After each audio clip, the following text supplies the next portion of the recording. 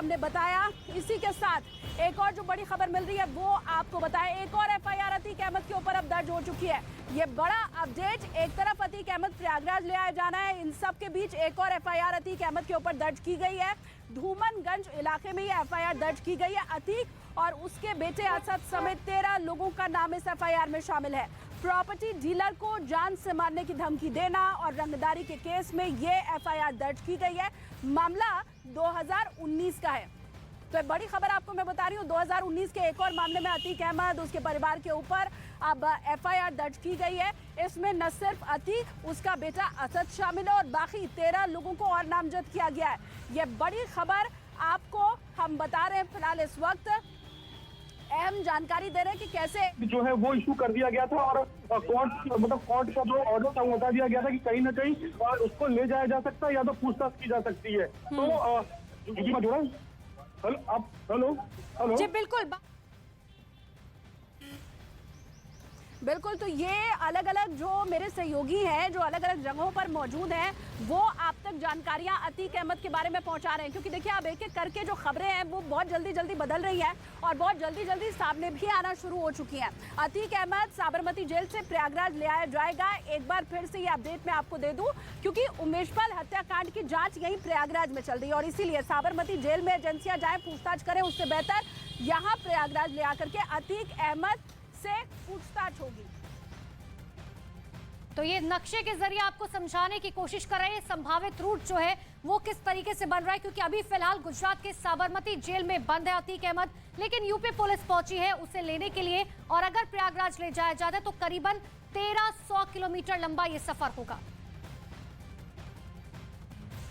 तो देखिए information wall के जरिए हम थोड़ी देर में आपको समझाने की कोशिश करेंगे कि किस तरीके से संभावित रूट ये लिया जा सकता है, क्योंकि पिछली बार जब साबरमती जेल से यूपी ले जाया गया था अतीक अहमद को तो बाकायदा सुरक्षा के कड़े इंतजाम किए गए थे और लगभग 22 घंटे की ये जर्नी थी जिसमें कई हॉल्ट्स भी लिए गए थे और इन हॉल्ट्स के जरिए किस तरीके से वहां पर ब्रेक लिया गया ये भी हमने आपको दिखाया था। लेकिन देखिए साबरमती जेल अहमदाबाद से क्या कुछ संभावित रूट हो सकता है प्रयागराज अतीक अहमद को एक बार फिर से ले आने का, ये हम आपको दिखा रहे हैं। लगभग 22 घंटे की जर्नी है और करीब अनुपमा देखिए 1300 किलोमीटर का लंबा ये रास्ता रहेगा। देखिए पिछली बार भी आपको याद होगा कि जब साबरमती से ले जाया गया था तो गुजरात के बॉर्डर को क्रॉस करते हुए एमपी का बॉर्डर और एमपी के बॉर्डर को क्रॉस करते हुए राजस्थान और उसके बाद जो है उत्तर प्रदेश पहुंचा था अतीक अहमद और इस बार भी संभावित रूट जो है वो यही बताया जा रहा है। लेकिन सिक्योरिटी को देखते हुए हो सकता है कि पुलिस की तरफ से कोई और रूट भी तैयार किया गया हो, लेकिन ये संभावित रूट आपको दिखाने की कोशिश कर रहे हैं, समझाने की कि साबरमती टू प्रयागराज किस तरीके से अतीक अहमद पहुंचेगा। और अगर आप स्क्रीन देख रहे हो तो देखिए साबरमती से उदयपुर, चित्तौड़गढ़, कोटा, शिवपुर और झांसी और उसके बाद बांदा होते हुए किस तरीके से प्रयागराज ये पूरा रास्ता पहुंचता है और हर एक रास्ते में आपने पिछली बार देखा था कि किस तरीके से वहां पर लोगों की भीड़ इकट्ठा हो गई थी लाचार अतीक अहमद को देखने के लिए, जो कभी बहुत खूंखार हुआ करता था। और इसी के मद्देनजर अब की बार माना जा रहा है कि ये जो संभावित रूट है वहां पर सिक्योरिटी और ज्यादा टाइट की जाएगी जब साबरमती जेल से अतीक अहमद को लेकर यूपी पुलिस प्रयागराज पहुंचेगी। तो 1300 किलोमीटर का ये लंबा सफर साबरमती से उदयपुर 197 किलोमीटर और ये अलग अलग रूट आपको दिखा रहे हैं कि आखिर किस तरीके से जो है पहुंचेगा अतीक अहमद। सीधे लिए चलते हैं ग्राउंड जीरो पर, हमारे सहयोगी जनक दवे हमारे साथ जुड़ चुके हैं। जनक, क्या यही रूट डिसाइड किया गया है जब पहले अतीक अहमद को ले जाया गया था या रूट में कुछ चेंजेस हो सकते हैं? देखिए जिस तरीके से पिछली बार का अनुभव रहा यूपी पुलिस का, तो वही राजस्थान से कोटा होते हुए झांसी, शिवपुरी और झांसी वाला रास्ता ही पकड़ा जा सकता है, क्योंकि सड़कें अच्छी और समय कम लग रहा है। यहाँ तक एक बात इसलिए टेक्निकल चीज़ें भी समझनी होगी, ये ही रूट क्यों हो सकता है उसका मैं आपको कारण बताऊँ। क्योंकि कस्टडी केवल साबरमती जेल की है, एक्यूज प्रयागराज कोर्ट का है, प्रयागराज पुलिस का है और सुप्रीम कोर्ट के आदेश पर कस्टडी यहाँ पर है।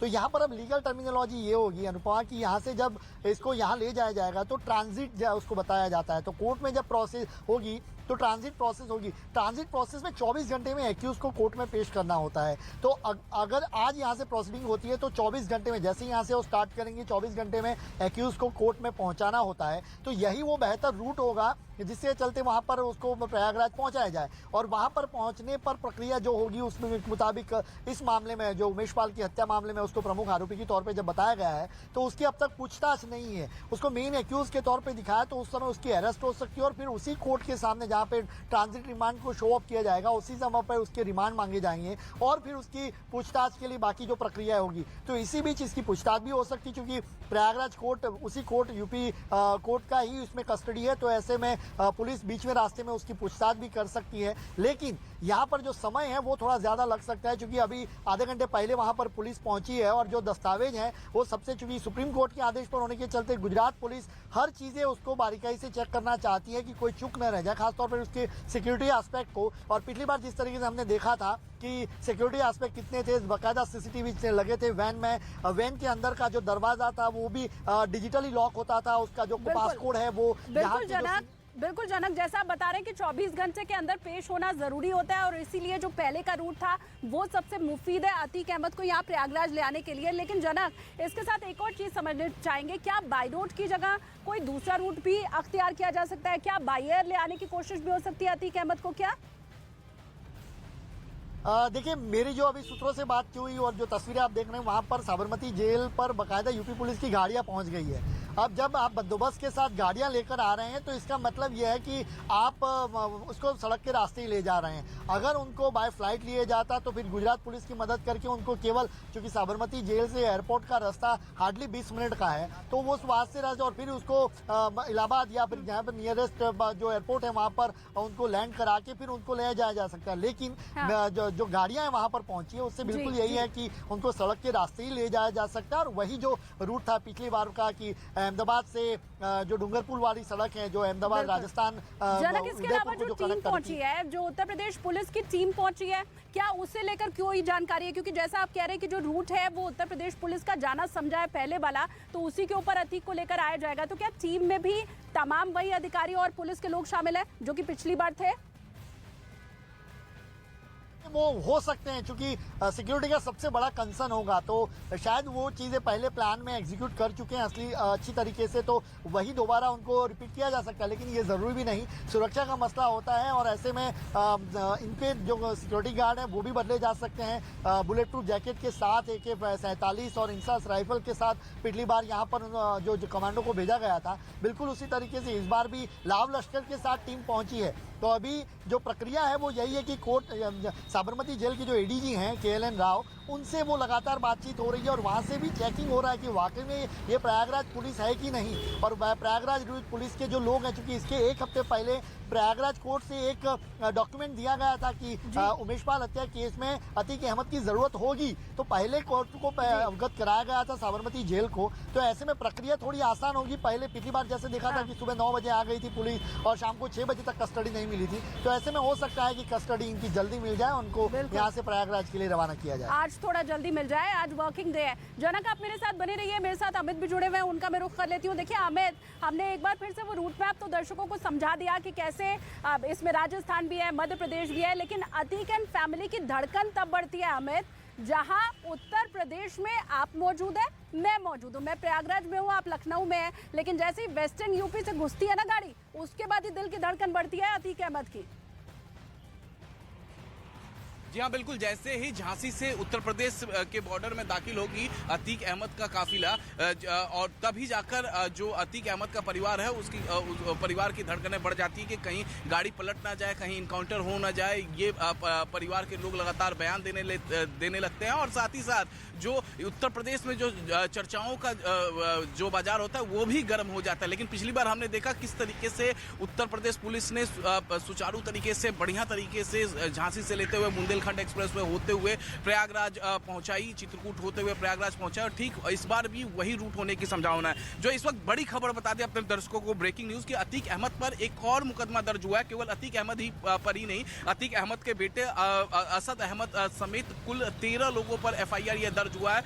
ये दरअसल अप्रैल 2019, 14 अप्रैल 2019 का मामला है, रंगदारी का मामला है। और बाकायदे ये इंसिडेंट भी जब हुआ था तो अब असद ने फोन पे बातचीत की थी अतीक अहमद से पुलिस इन्वेस्टिगेशन इन्वेस्टिगेशन ने पूरे इस मामले में किया गया और उसके बाद अब ये धूमनगंज थाना में ये मुकदमा दर्ज किया गया है और दर्ज कई संगीन धाराओं में किया गया है। आईपीसी की धारा 147, 148, 149, 307, 386, 286, 504, 506 और 120 बी के तहत ये मुकदमा दर्ज किया गया है। अतीक अहमद, उसके बेटे असद अहमद समेत कुल 13 लोगों के खिलाफ, 13 आरोपियों के खिलाफ मुकदमा दर्ज हुआ है। तो ये भी एक बड़ा झटका अतीक अहमद परिवार के लिए। जी हाँ। ये नया मामला अमित अभी दर्ज हुआ है अतीक अहमद एंड फैमिली के ऊपर। जरा आप ये भी समझाइए कि प्रयागराज अगर लेकर के आया जा रहा है अतीक अहमद को एक बार फिर से, तो वो कौन कौन से मामले हैं जिनके ऊपर पूछताछ अतीक से की जाएगी? क्या सबसे पहले उमेशपाल हत्याकांड पर ही? जी हाँ, बिल्कुल। सबसे पहले तो उमेशपाल शूटआउट केस पर ही अतीक अहमद से पूछताछ होगी। वारंट भी पहले ही दाखिल कर चुकी थी साबरमती जेल में प्रयागराज पुलिस के द्वारा, और जाहिर तौर पर पिछली बार जिस तरीके से हमने देरी देखी थी साबरमती जेल में, उस तरीके की देरी इस बार देखने को नहीं मिलेगी, क्योंकि पहले एक बार ये प्रोसीजर हो चुका है। तो जाहिर तौर पर अतीक अहमद को जब निकाल कर साबरमती जेल से यहाँ प्रयागराज पहुंचेगी तो उमेशपाल शूटआउट केस में भी उसकी पूरी तैयारी कर ली गई, क्योंकि प्रयागराज के जिला अदालत में पिछली बार भी हमने देखा था एमपी एमएलए कोर्ट में किस तरीके से प्रयागराज पुलिस के द्वारा दर्ज कराया गया था, एक रिमांड पेपर दायर करवाया गया था और उसमें मांग की गई थी कि उमेशपाल शूटआउट केस में अतीक अहमद से पूछताछ करना बहुत आवश्यक है। जाहिर तौर पे इससे साफ होता है कि पुलिस सबसे पहले उमेशपाल शूटआउट केस में अतीक अहमद से पूछताछ करेगी, उससे जानकारी हासिल करेगी कि किस तरीके से। अमित एक चीज और समझाइए, अमित एक बार और समझाइए। पिछली बार हमने देखा था कि जब बाई रोड आ रहा था अतीक अहमद यहाँ प्रयागराज, तो उसकी बहनें सामने आ गई थी और ये कह रही थी मेरे भाई की जान को खतरा है। अब बहनों के सामने आने की संभावना तो शून्य हो चुकी है। क्या कोई दूसरा रिश्तेदार, चचेरा, ममेरा, फुफेरा, कोई ऐसा रिश्तेदार सामने आकर के अतीक अहमद का पक्ष रखेगा क्या? हालांकि भरोसा किसी को नहीं है अतीक अहमद के ऊपर। प्रयागराज में एक एक शख्स से बात करके मैंने देख ली है, उसने अपने सगे संबंधियों तक से झगड़ा ले रखा है, उनसे भी रंगदारी वसूली है, पर कोई ऐसा रिश्तेदार आपकी जान में जो अभी सामने आ सकता है अतीक का पक्ष रखने के लिए? देखिए, फिलहाल जितने भी रिश्तेदार हैं अतीक अहमद के, वो सभी रिश्तेदार जो हैं इस वक्त पुलिस की रडार पे है। चाहे वो कोई बरेली में रहता हो, कोई आगरा में रहता हो, कोई दिल्ली में रहता हो, वो सभी रिश्तेदार, चाहे वो प्रयागराज में हो, सब कोई रडार पे है। पुलिस लगातार उन पर मैन टू मैन मार्किंग कर रही है। तो जाहिर तौर पर हर किसी को ये मालूम है, उनके रिश्तेदारों को, उनके करीबियों को, कि पुलिस उन पर जाँच कर रही है, उन पर मैन टू मैन मार्किंग कर रही है, सर्विलांस पर लगातार रखे हुए। तो हर किसी को अपनी जान का फिक्र होता है। पिछले बार हमने उनको बहनों को देखा था कि किस तरीके से काफिले के पीछे पीछे वो लगातार चल रहे थे, लेकिन इस बार इस तरीके की तस्वीर शायद हम ना देख पाए। ये देखने वाली बात होगी कि जब अतीक अहमद का काफिला साबरमती जेल से निकलता है तो इस बार कोई पीछे पीछे रहता है कि नहीं। लेकिन फिर से मैं दोहराऊंगा, चाहे वो उत्तर प्रदेश के लोग हों या फिर अतीक अहमद का परिवार, उसका जो फिलहाली जजमेंट आया था एक केस में, और एक के बाद एक उसकी जो केस है वो भी कहीं ना कहीं सामने आ रहा है, उसका रोल सामने आ रहा है। और जेल में जिस तरीके से उसने पूरा नेटवर्क खड़ा किया था, उस नेटवर्क को लेकर अब प्रयागराज पुलिस वापस उसको लेने के लिए यहाँ पहुंच चुकी है। जी ठीक है, सर्वेश को भी सुनते हैं।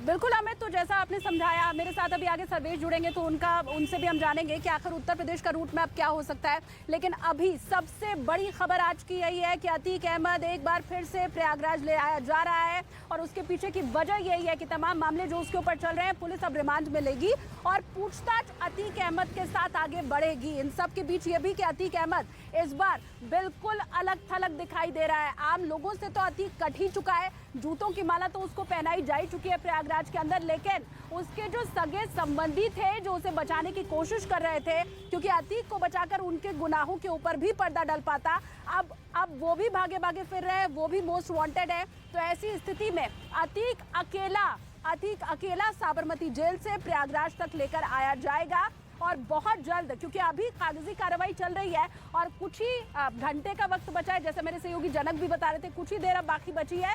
पूरे लाव लश्कर के साथ उत्तर प्रदेश पुलिस पहुंची है साबरमती जेल और उन तैयारियों को देखकर ही जनक आपको ये बता रहे थे कि एक बार फिर से बाय रोड ही बाई रोड ही अतीक अहमद को यहाँ प्रयागराज लेकर आया जाएगा, क्योंकि अगर फ्लाइट से उसे लेकर के आया जाता तो गाड़ियों का बंदोबस्त इतना होता नहीं। साबरमती जेल से एयरपोर्ट की दूरी मात्र 30 मिनट की है, लेकिन पुलिस के जो इंतजाम साबरमती जेल के बाहर दिखाई दे रहे हैं वो कुछ इस तरह के हैं कि जैसे पिछली बार अतीक अहमद को बाई रोड ही लेकर के आया गया था यहाँ प्रयागराज तक, जहां मैं अभी मौजूद हूँ। अतीक पहुंचेगा तो वो तस्वीर भी न्यूज़ 18 इंडिया लगातार आप तक पहुंचाता रहेगा। तो एक बार फिर से बाई रोड ही ले आने की तैयारी अभी समझ में आ रही है। अमित, एक बार फिर से मैं आपका रुख कर रही हूँ, जरा जब झांसी के बाद आगे बढ़ेगा अतीक का काफिला तो उत्तर प्रदेश का जो रूट मैप होगा प्रयागराज आने तक का, जरा वो दर्शकों को एक बार समझाइए, क्योंकि सांसें यहाँ हलक में आकर अटक जाती है अतीक अहमद की जैसे ही प्रयागराज आने के लिए उत्तर प्रदेश में प्रवेश वो करता है।